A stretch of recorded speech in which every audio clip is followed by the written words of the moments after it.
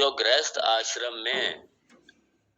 आश्रम में रहते हुए, गृहस्थ आश्रम का पालन करते हुए, वानप्रस्थ अपनी उपासना उससे भी निकलते हुए, और उसके बाद में ज्ञान श्रवण मनन निधि ध्यासन से अपने ज्ञान को पाकर घर में रहते हुए संन्यास्त होकर के, ये उनके लिए, ये उनके प्रति श्लोक है ये, कि भगवान सीधा ये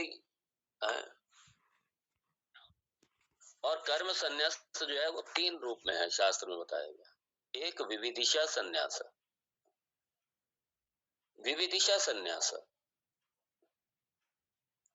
कि अब मेरा जीवन का कोई लक्ष्य नहीं है, कोई एजेंडा नहीं है, ये जितना लौकिक सांसारिक ये सब समाप्त हो गया, अब ये इसका मेरा किसी तरीके का कोई लक्ष्य नहीं है, किसी भी तरीके से।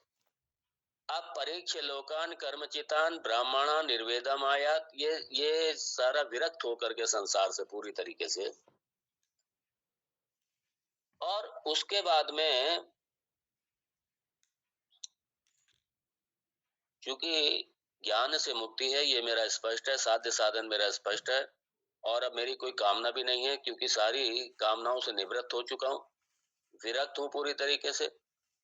और उसके बाद में बस एक ही, बस श्रवण मनन और निधि ध्यासन, यही मेरी साधना है, इसके अलावा कोई मेरी साधना नहीं है, कोई मेरा प्रोजेक्ट नहीं है, कहीं कोई संबंध नहीं है, संबंध मन सारे सबसे संन्यास्त हो गया मैं, अपने सारे संसार से विरक्त होकर के, और इसके साथ में जब ये श्रवण मनन निधि ध्यासन, बस यही मेरा है, और इसी के निमित्त मैं गुरुकुल वास करता हूं, मैं गुरुकुल वास करता हूं, या मैं गुरुकुल वास नहीं तो मैं अपना कहीं अपने ही स्थान पे अपने एकांत वास करके अपना इसी में लगा हुआ हूं, ये विविदिशा संन्यास है। ये विविदिशा संन्यास मतलब विविदिशा जानने की इच्छा, जानने की इच्छा, ब्रह्म को पाने की इच्छा, जिज्ञासा, और ये स्पष्ट है क्योंकि ज्ञानात एव तो कैवल्यम, और उपनिषद प्रमाण है, सिर्फ दूसरा कोई प्रमाण नहीं है, इसलिए उपनिषदों के गुरु के चरणों में बैठ करके सबसे संन्यास्त होकर के इस विद्या को सीखना, ये विविदिशा संन्यास है। दूसरा है विद्वत संन्यास। विद्वत संन्यास, विद्वत संन्यास में भी ये घर में रह करके भी विद्वत संन्यास हो सकता है, लेकिन हाँ, लेकिन बाद में संन्यास्त होना ही पड़ेगा, मतलब घर त्यागना ही पड़ेगा बाद। विद्वत संन्यास गृहस्थ आश्रम में रहते हुए श्रवण मनन निधि ध्यासन करते हुए, और जो मिनिमम कम से कम कर्म है वो अपना जीवन यापन के लिए जो कम से कम कर्म है वो करते हुए, क्योंकि अब ये सकाम तो है ही नहीं किसी भी तरीके से, सकाम भी नहीं है निष्काम भी नहीं है, कर्मों से पूरी तरीके वो करके, और क्योंकि साधन चतुष्टय संपन्न अधिकारी है वो, विविदिशा सन्यासी भी साधन चतुष्टय संपत्ति दोनों के लिए आवश्यक है, हाँ, दोनों के लिए, बिना उसके नहीं है।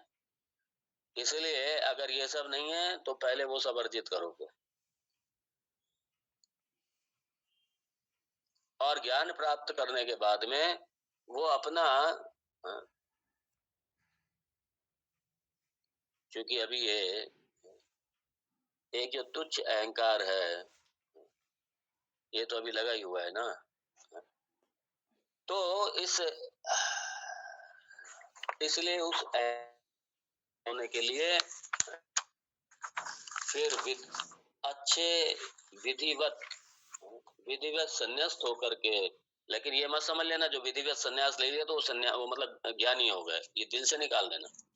कुछ लोग यही गलतफहमी में रहते हैं कि चूंकि विधिवत संन्यास ले लिया, संन्यास हो गया मेरा, अब मैं ज्ञानी हो गया। नहीं, खाली मात्र उससे ज्ञानी नहीं हो जाते, वो विविदिशा संन्यास है, वो विद्वत संन्यास नहीं है, विविदिशा संन्यास है। संन्यास्त हुआ, संन्यास्त होकर के कहीं किसी आश्रम में रह करके, और उसके बाद में इसी विद्या में लगे रहना, उसके लिए कर्म सिर्फ एक उपासना बचता है, जाप बचता है बस। ये जाप उसके लिए करना ही है। विविदिशा संन्यास के बाद में भी जाप तो आपको करना ही पड़ेगा।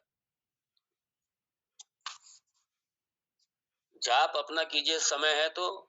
और समय अगर श्रवण मनन निधिध्यासन नहीं कर रहे तो जाप करो।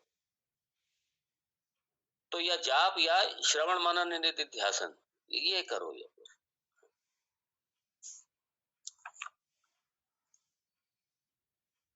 लेकिन वही निधिध्यासन के लिए देखिए, जैसे उदाहरण दे रहा हूं मैं, याज्ञवल्क्य जी महाज्ञानी थे,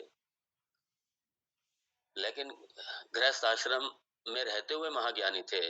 और उसके बाद में वो भी अपने इसको आत्मसात करके निधिध्यासन के लिए उन्होंने भी घर का त्याग दिया। बाद में निधिध्यासन के लिए वो भी गए।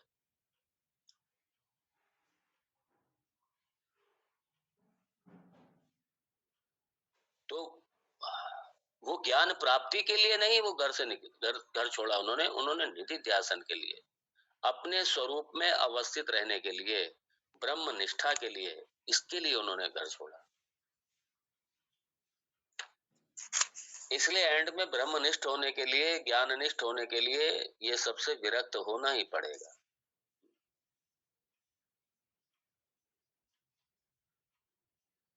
तो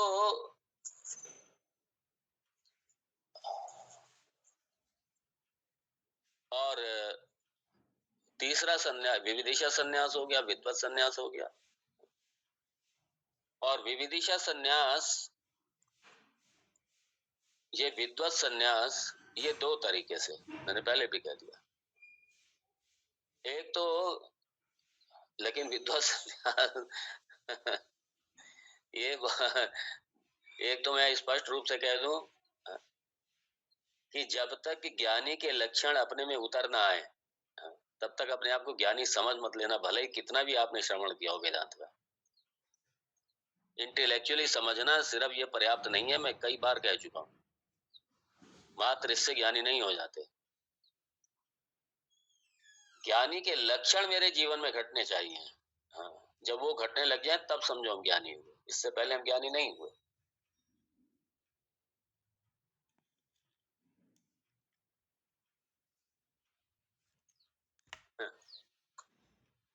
तो इस श्लोक में विविदिशा संन्यास, विविदिशा संन्यास की चर्चा कर रहे हैं भगवान यहाँ पे, विविदिशा संन्यास। और अगले श्लोक में विद्वत संन्यास की चर्चा करेंगे, 17वें श्लोक में भगवान। और भगवान यहाँ पे चूंकि ज्ञान कर्म समुच्चय को काट रहे हैं, ज्ञानात एव तो मुक्ति, इसलिए भगवान ये ज्ञानात एव तो कैवल्यम, भगवान 11वें श्लोक से लेकर के 23वें श्लोक तक इसी को सिद्ध कर रहे हैं भगवान। ज्ञानात एव तो कैवल्यम, इसी को सिद्ध कर रहे हैं। क्योंकि कर्म जो है, कर्म अहंकार को, और कर्म करने का, क्योंकि जब तक अज्ञानी है कर्म करो तब तक। और विविदिशा सन्यासी अभी ज्ञानी नहीं हुआ है, समझिए। जो जिसने सन्यास, मैंने पहले कह दी, मात्र सन्यास लेने से ज्ञानी नहीं हो जाते। तो अब इसका बिल्कुल ये स्पष्ट है कि कर्म से मुक्ति नहीं है, कर्म से संन्यास्त होकर के।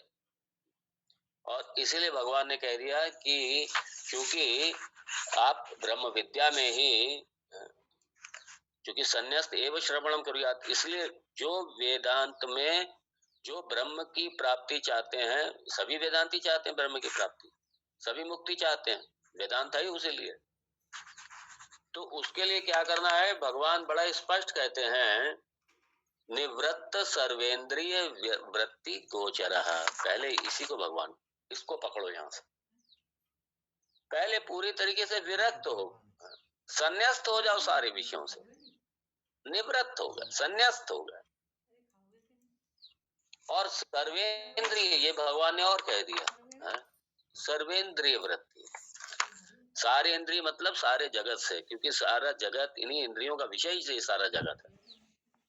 चाहे आपके संबंध हो, चाहे आपकी वस्तुएं हो, चाहे आपके कहीं कोई स्थिति हो, परिस्थिति हो, यहाँ तक कि आपका जो बुद्धि है, आपका जो मन है, ये भी इसी संसार का है, इससे भी विरक्त होना है। इससे विरक्त होने का मतलब क्या? कि ये सारे के सारे अब मात्र श्रवण मनन निधिध्यासन में, ईश्वर चिंतन में ही अब ये लगेंगी सारी इंद्रियां, संसार के विषयों में नहीं जाएंगी अब ये सारी इंद्रियां।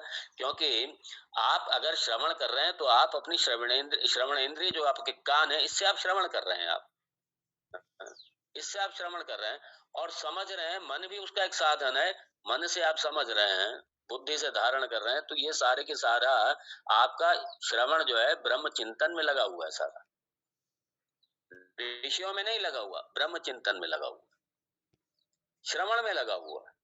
तो सारी इन्हीं इंद्रियों से ज्ञान प्राप्त करना है। ब्रह्म विद्या का भी ज्ञान इसी तरीके से ही होगा जैसे और विषयों का ज्ञान होता है।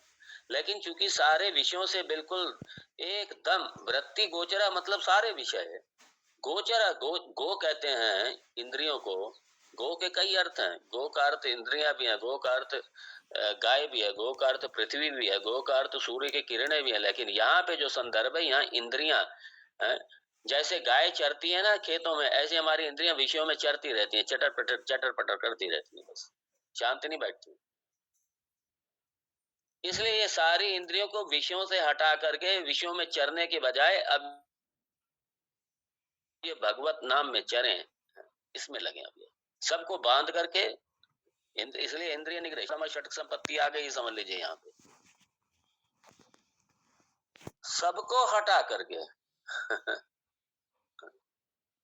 क्या करें? आत्मा अनुसंधान परायणा, आत्मा अनुसंधान, ब्रह्म अनुसंधान, बस इसी में ही लगे रहना है। और कब तक? सदा, हमेशा, हमेशा इसी में रहे, दूसरा और कुछ नहीं। आत्मानुसंधान परायण,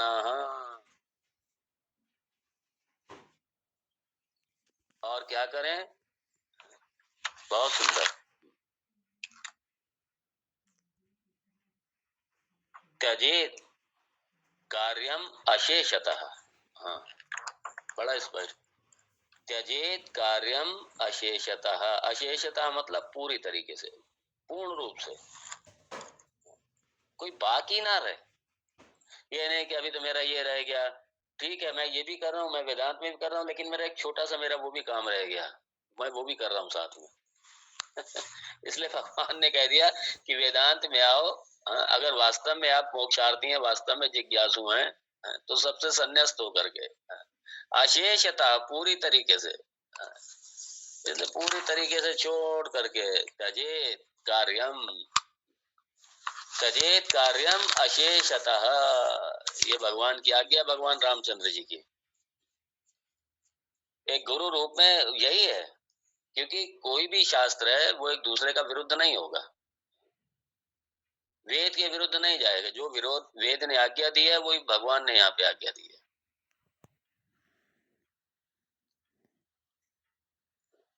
आत्मा अनुसंधान परायण, और कौन सा अनुसंधान, क्या विधि, क्या इसकी? आत्मा द्रष्टव्य, कैसे विधि, क्या?